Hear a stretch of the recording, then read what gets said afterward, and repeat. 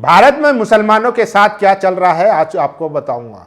किस तरीके से असम में मुसलमानों को बेघर किया जा रहा है। एक सोशल एक्टिविस्ट है ह्यूमन राइट्स से आसिफ मुस्तफा, वो असम का दौरा कर कर आए हैं और उन्होंने जो खुलासा किया है वो बहुत चौंकाने वाला है। आदाब, नमस्कार, मैं फैसल और आप देख रहे हैं नेशनल दस्तक। अभी जमीयत उलमा हिंद ने कहा था कि असम के जो मुख्यमंत्री है हेमंत बिस्व शर्मा, उनके खिलाफ मुकदमा दर्ज किया जाना चाहिए, FIR दर्ज होनी चाहिए। क्यों?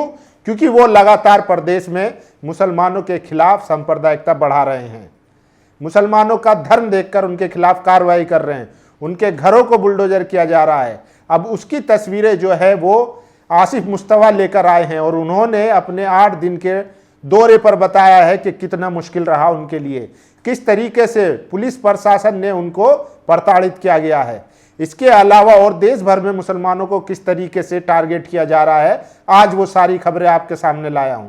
देखिए, सबसे पहले बताता हूं कि आसिफ मुस्तफा जो असम का दौरा कर कर आए हैं, उन्होंने बहुत भयावह तस्वीरें जारी की है। ये तस्वीर देख सकते हैं आप, ये गाजा फिलिस्तीन की तस्वीरें नहीं है, ये इसी भारत की तस्वीरें हैं जहां मुसलमान रहते हैं, लेकिन इनकी खबर लेने वाला कोई नहीं है। हमारे राजनेता आज वोट चोरी चोरी चिल्ला रहे हैं, लेकिन जहां मुसलमानों की नागरिकता, उनकी जिंदगी तक खतरे में है। आप सोचिए, अभी खबरें आई थी कि बंगाली भाषी मुसलमानों को वहां की पुलिस ने बॉर्डर पार करके बांग्लादेश छोड़ दिया। जब वहां उनका आइडेंटिटी कार्ड चेक किया गया तो वो भारतीय निकले, फिर उनको वापस भारत भेजा गया। तो किस तरीके से मुसलमानों के साथ ज्यादती की जा रही है, डंके की चोट पे की जा रही है, नाम लेकर की जा रही है, लेकिन किसी माई के लाल के राजनेता में दम नहीं है कि वो इस पर बोल सके, क्योंकि उन्हें लगता है कि सांप्रदायिकता बढ़ेगी जिससे उनकी राजनीति खतरे में आ जाएगी। इसीलिए वो पिछले दरवाजे से वोट चोरी और तमाम मुद्दों को लेकर आते हैं। हम कह रहे हैं कि वोट चोरी भी मुद्दा है, लेकिन सबसे जरूरी मुद्दा है भारतीय मुसलमानों की जिंदगी। आसिफ मुस्तफा लिखते हैं, हम अभी अभी असम से लौटे हैं, जहां हमने जमीन पर 8 बेहद कठिन दिन और डरावने दिन बिताए। ये सिर्फ मुश्किल दिन नहीं थे, ये दिन डर, धमकी, मानसिक थकावट और लगातार निगरानी से भरे हुए थे। जिस पल हम असम पहुंचे, असम पुलिस ने हमारी हर गतिविधि पर नजर रखनी शुरू कर दी। हमें बिना किसी वजह के उठाया गया, धमकाया गया, एक बार तो हमें जिले की सीमा तक ले जाकर छोड़ दिया गया।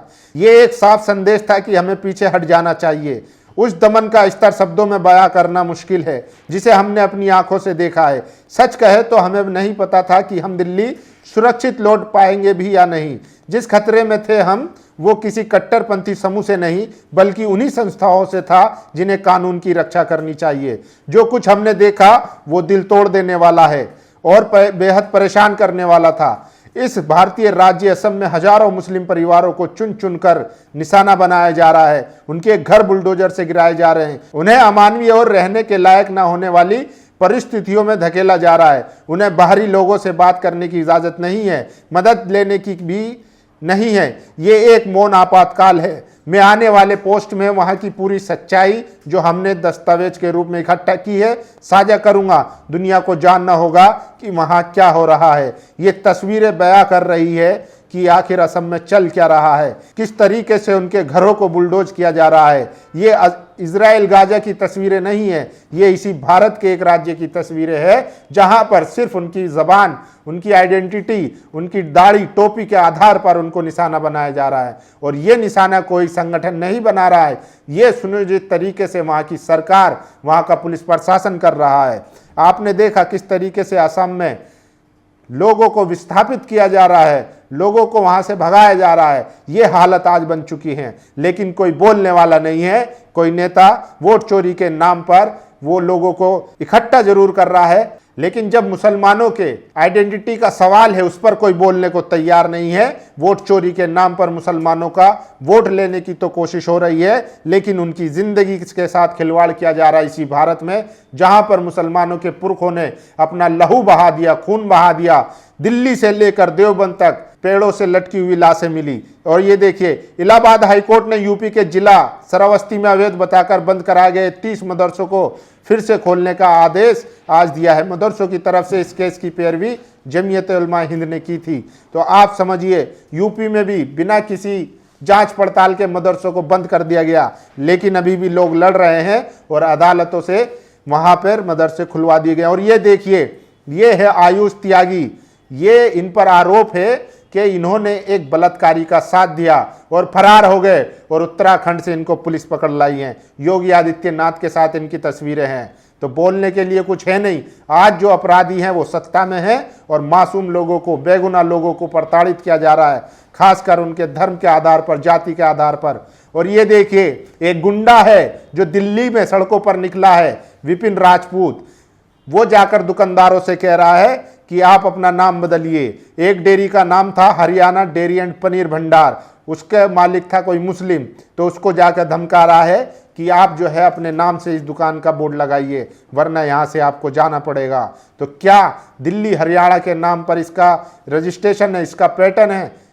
तो आप समझिए कितनी खतरनाक चीज़ें चल रही है। और ये देखिए, एक पुलिसकर्मी आरपीएफ का जवान एक महिला को छेड़ रहा था, उसको सोते हुए ट्रेन में उसके जिस्म को छूने की कोशिश की, महिला की आंख खुल गई तो वीडियो बना ली। अब वो गिड़गिड़ा रहा है कि मेरी नौकरी चली जाएगी, मेरे बच्चे जो हैं वो भूखे मरेंगे। 14 अगस्त की रात दिल्ली से प्रयागराज जाने वाले ट्रेन में एक लड़की अकेले सफर कर रही थी। सफर के दौरान वे अपनी सीट पर सो गई। तभी आरपीएफ का एक सिपाही आशीष वहां पर आ गया और उसे लड़की को छूने लगा।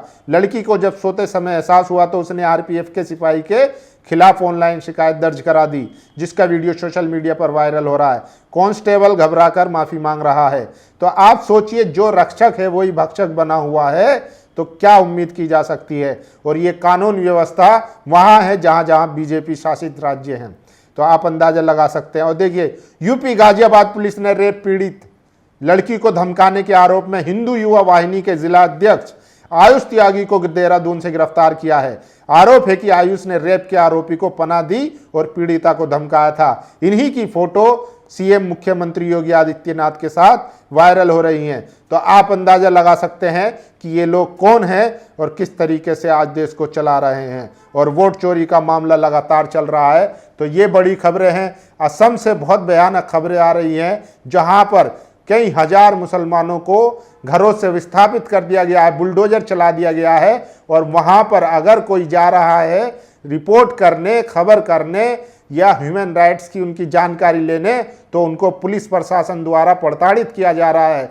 आप अंदाजा लगाइए। जमीयत उलमा हिंद ने सही कहा है कि ऐसे सीएम के खिलाफ मुकदमा दर्ज होना चाहिए और इनको पद से हटाना चाहिए। अभी गृह मंत्री संसद में एक बिल लाए थे, सीएम और पीएम को अपने पद से बर्खास्त करने के लिए अगर 30 दिन तक हिरासत में रहता है। इन पर भी बड़े बड़े आरोप हैं, इनको भी हिरासत में लीजिए और इनको भी बर्खास्त करवाइए। कम से कम जो जिनको बेघर किया जा रहा है उनका घर तो बचेगा। कम से कम एक माँ अपने बच्चे को सुकून से पाल तो सकेगी। कम से कम एक बाप अपने बेटे को घर के नीचे सुला तो सकेगा। तो ये बड़ी खबर है कि असम में हालात बहुत गंभीर है। अब भी जाग जाओ, अगर अब भी नहीं जागे तो फिर आने वाली नस्लें तुम्हें कोसेंगी। आप सोचिए, हमारे नेता जो बिचौलिए हैं वो नेताओं के पीछे भाग रहे हैं, सिर्फ अपना पेट भरने के लिए यात्राओं में भागे फिर रहे हैं, इधर उधर खुशामदें कर रहे हैं, लेकिन जहां मुसलमानों को ज़रूरत है वहां जाने की कोशिश नहीं है। असम का हाल देखिए, किस तरीके से मुसलमानों को प्रताड़ित किया जा रहा है। मस्जिदें ज़मींदोज कर दी गई हैं, मदरसे तोड़े जा रहे हैं, घरों पर बुलडोजर चलाया जा रहा है। वहां जाइए, वहां पर फाइंडिंग कीजिए, उनकी मदद कीजिए। कम से कम आपको सुकून मिलेगा कि जिंदगी भर जो दूसरी पार्टियों का झंडा धोया है, कम से कम आखिरी वक्त में कौम के काम तो आए। बाकी आप लोगों की क्या राय है, अपनी राय जरूर दीजिए। शुक्रिया। दस्तक की आपसे गुजारिश है कि अगर इसको बचाना चाहते हैं तो नेशनल दस्तक को सब्सक्राइब करने के लिए रेड कलर के सब्सक्राइब बटन को दबाएं, फिर बेल आइकन की घंटी दबाएं। नेशनल दस्तक को बचाने के लिए बहुत जरूरी है कि हर खबर को शेयर करें, लाइक करें, कमेंट जरूर करें।